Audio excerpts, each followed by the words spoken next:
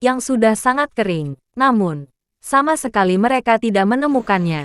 Air ludah yang terasa sangat pahit dan kental, kini semakin kering. Mereka juga sudah tidak begitu berkeringat karena kekurangan cairan dalam tubuhnya. Sementara ujung lorong belum mereka temukan. Betapa panjangnya lorong gelap yang seakan-akan tidak ada ujungnya itu. Betapa lelahnya mereka bertiga menelusurinya dalam cengkeraman kepanikan yang terus-menerus menghantui. Namun mereka terpaksa dan harus terus bergerak, meski sudah sangat lelah dan lemas tak bertenaga. Setelah mengalami penderitaan yang dirasakan sangat lama berada di lorong gelap dan sempit serta sangat panjang itu, pada suatu saat, hati mereka sudah mulai merasa ayem ketika sudah mulai dirasakan ada hembusan angin dan masuknya udara segar dari luar, yang menandakan bahwa ujung dalan landak itu sudah dekat. Namun, rasanya lama sekali mereka tidak segera sampai ujung lorong yang sudah sejak beberapa saat yang lalu dinanti-nantikan. Kondisi lorong gelap yang sangat panjang dan berliku serta kegelapan yang terasa sangat lama itu telah menyiksa mereka. Mereka berharap siksaan berat itu segera berakhir, segera keluar dan lepas dari situasi yang sangat menyiksa. Tanda-tanda sudah ada. Tetapi kenapa sangat lama sekali, lambat sekali. Namun pasti, akhirnya mereka sampai juga di ujung lorong. Sinar remang-remang sudah tampak sedikit-sedikit sehingga sudah tidak gelap seperti sebelumnya. Namun juga tidak terang benderang. Keadaan ini membuat ketiganya sangat lega, sangat gembira. Bukan main senangnya. Laksana telah menemukan tidak hanya durian runtuh, tapi sebungkal emas atau intan permata yang tiada ternilai harganya.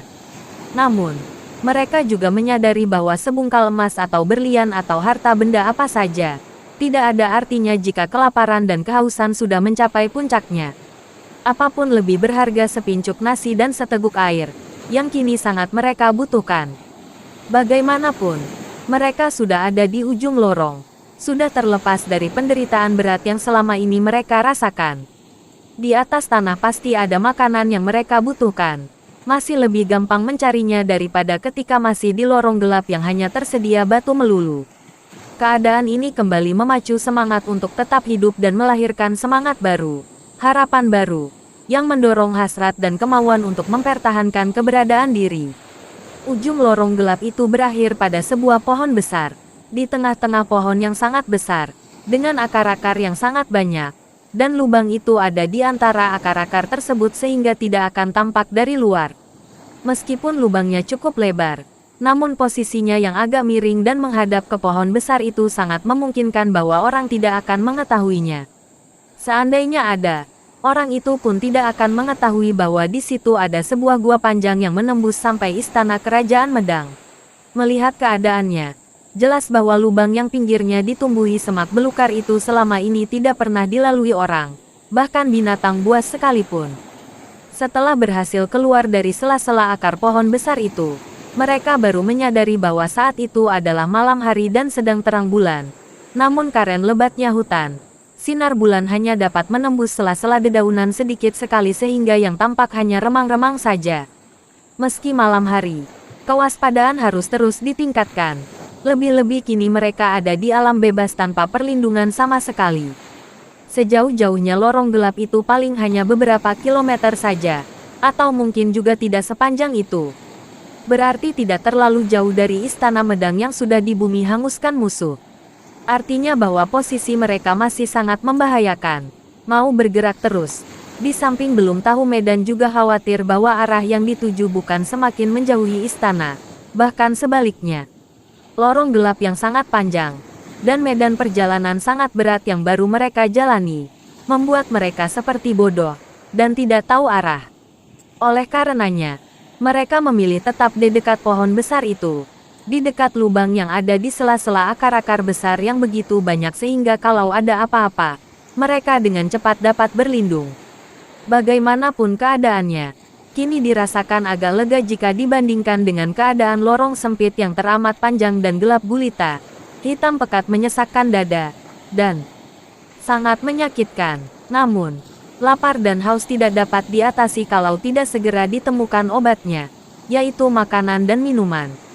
Padahal, tidak ada secuil makanan atau seteguk air. Semua yang dibutuhkan tidak tersedia, dan tidak tahu di mana adanya. Mestinya tidak hanya alat membuat api yang disediakan, tapi juga air dalam kendi dan makanan kering atau karak atau apa saja yang dapat bertahan lama sehingga mereka tidak terlalu menderita kelaparan dan kehausan. Mestinya juga disediakan senjata atau apa saja sehingga mereka dapat mempertahankan diri jika sewaktu-waktu diperlukan. Kenyataannya tidak demikian. Tidak seperti yang mereka harapkan. Namun, akhirnya mereka menyadari, meskipun hanya sebuah alat untuk membuat api, nyatanya dapat menuntun mereka keluar dari lorong gelap yang sama sekali belum pernah diketahui keadaannya. Seandainya tidak ada api, barangkali mereka akan lebih menderita lagi karena sama sekali tidak tahu keadaan lorong.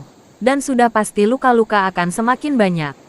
Mereka akan seperti orang buta yang tidak dapat melihat apapun, padahal harus menempuh perjalanan panjang, menempuh medan yang sangat sulit dan belum pernah diketahui sebelumnya. Sempit dan menyesakkan, membingungkan. Lebih-lebih, mereka dalam keadaan melarikan diri dari kejaran musuh yang akan membunuhnya.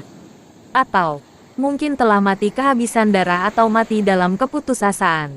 Di samping itu, meskipun tidak tersedia air, makanan kering dan semua yang dibutuhkan, mereka masih bersyukur karena anggota tubuh masih lengkap, masih mempunyai kedua kaki dan kedua tangan yang utuh, masih sangat memungkinkan untuk ceker, mencari makan, dan minum untuk menyambung hidup.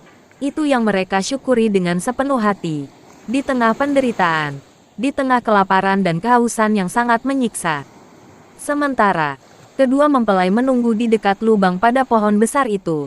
Narotama berusaha mencari sesuatu yang dapat dimakan, dengan gerakan yang sama sekali tidak menimbulkan suara. Namun, semalam suntuk usahanya sia-sia belaka. Tidak ada sesuatu pun yang dapat dimakan, atau setetes air pun yang dapat diminum. Mereka tidak tahu sudah berapa hari tidak makan dan tidak minum. Ketika dilangsungkan pesta pernikahan waktu itu, para pengantin baru itu tidak sempat mencicipi makanan dan minuman yang telah disediakan. Bahkan sejak pagi hari waktu itu, hanya segelas air saja yang mengisi perut. Khawatir pesta akan terganggu jika mereka makan terlebih dahulu. Setelah sinar matahari dapat mengusir keremangan malam, dan mengubah situasi menjadi terang, segera mereka tahu benar posisi matahari dan arah mata angin. Mereka berada pada arah sebelah barat dari istana, di hutan sebelah barat perkampungan penduduk. Berarti, antara pintu rahasia di istana dengan lubang di pohon besar itu jaraknya cukup jauh, dan di sebelah barat masih akan didapatkan hutan belantara saja, tanpa perkampungan maupun ladang atau sawah penduduk. Artinya, mereka sudah masuk kawasan hutan belantara. Posisi itu sangat menguntungkan karena pasukan musuh kemungkinan kecil saja dapat menemukan mereka. Itu sebuah perkiraan dan hanya perkiraan saja. Mereka masih harus senantiasa waspada terhadap semua kemungkinan yang membahayakan keselamatan. Siapa tahu kalau pasukan musuh justru sudah mendahului mereka karena perjalanan di atas tanah akan lebih lancar. Untuk menghilangkan jejak pakaian pengantin yang masih tersisa.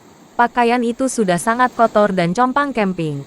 Tapi masih tampak bahwa yang mereka kenakan adalah pakaian sangat bagus, yang tentunya hanya oleh anak raja saja dimiliki. Oleh karenanya, pakaian segera ditanggalkan, tetapi tidak dibuang sembarangan, namun diletakkan dalam lubang yang pernah mereka lalui, di antara akar-akar pohon besar. Setelah melabur kulit mereka dengan lumpur, agar penyamaran sempurna, mereka segera bergegas pergi meninggalkan pohon besar ke arah barat semakin menjauhi Taumlang. Mereka tidak berlarian, di samping tidak mungkin karena lebatnya hutan dan akar-akar pepohonan yang mencuat ke atas permukaan dan bersembunyi di balik tumpukan dedaunan yang sudah pasti akan menjegal langkah mereka jika tidak waspada dan hati-hati. Juga kondisi fisik mereka bertiga yang lemah. Akan berdiam diri jelas akan semakin lapar. Namun akan terus bergerak pada kenyataannya tenaganya lemah dan tuntutan lapar kian menjadi-jadi. Perut mereka tidak hanya keroncongan tapi sudah melilit-lilit sejak lama. Dengan terus berjalan masih ada kemungkinan menemukan apa saja yang dapat dimakan. Tetapi betapa sulitnya. Dalam perjalanan yang terus-menerus dan tiada henti, serta istirahat hanya jika benar-benar lelah, mereka dapat juga menemukan dedaunan muda yang dapat dimakan meskipun sama sekali tidak tahu itu daun apa dan pohon apa. Yang jelas, pohon yang hidup di hutan dan daun-daun yang masih muda bahkan tunas yang empuk dan mungkin untuk dikunyah, sekadar untuk mengisi perut yang kelaparan. Air. mereka peroleh dari akar-akar muda semak-semak di sekelilingnya. Atau jika pagi hari, dengan menjilati embun yang menempel di dedaunan yang halus dan agak lebar. Tidak jarang mereka terpaksa harus memuntahkan lagi beberapa daun muda yang telanjur dikunyah karena rasanya sangat tidak enak dan gatal di mulut. Mereka sering gaber-gaberi karena salah memilih daun atau salah memilih akar dan umbi-umbian. Bahkan suatu saat ketiganya seperti mendem dua mabuk. Dengan terhuyung-huyung kemudian jatuh pingsan sehabis makan jamur cendawan yang tumbuh subur pada batang roboh yang melintang jalan yang mereka lalui. Hidup di hutan rimba tanpa bekal apapun sangat berat rasanya. Lebih-lebih tanpa alat yang dapat membantu dalam mencari makanan maupun minuman. Meskipun hanya sekadar untuk mengganjal perut agar tidak terlalu kelaparan dan membasahi kerongkongan agar tidak terlalu haus dan bukannya rasa kenyang. Itu pun ternyata sama sekali tidak gampang. Keadaan ini sangat bertolak belakang dengan keseharian yang mereka alami di istana, baik di Bali maupun di Medang. Penderitaan seperti ini melebihi deritanya para kawulo alit yang hidup serba kekurangan dan jauh dari kecukupan. Namun, mereka sehari-harinya dapat makan dengan baik meski semiskin apapun.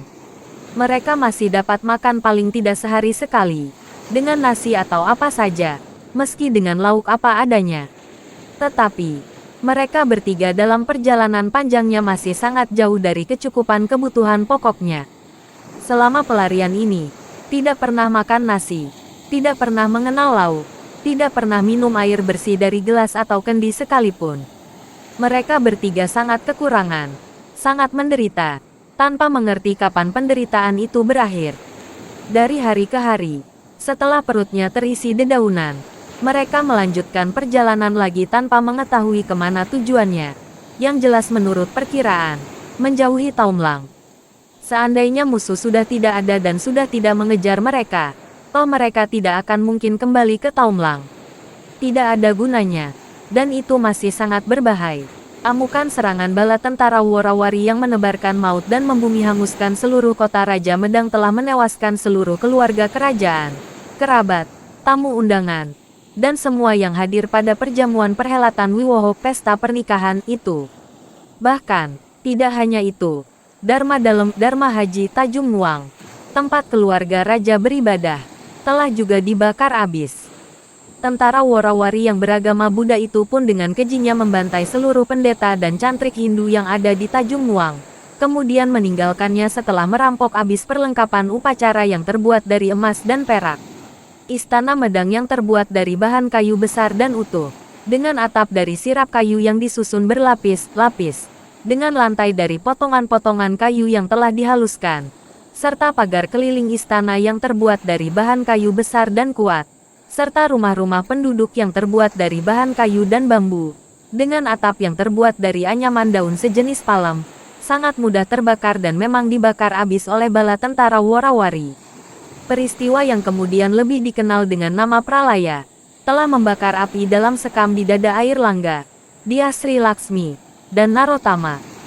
Bayangan saat-saat terakhir dalam pesta Wiwoho yang ceria penuh kegembiraan, mewah dan meriah, yang kemudian secara mendadak menjadi kacau balau oleh peristiwa dahsyat yang luar biasa, dan ratusan tangan yang menggapai-gapai dengan 1000 bahasa yang membeku, yang pertolongan tanpa sempat mengadakan perlawanan, meminta senantiasa muncul dalam bayang-bayang yang selalu menghantui mereka dalam pengembaraan.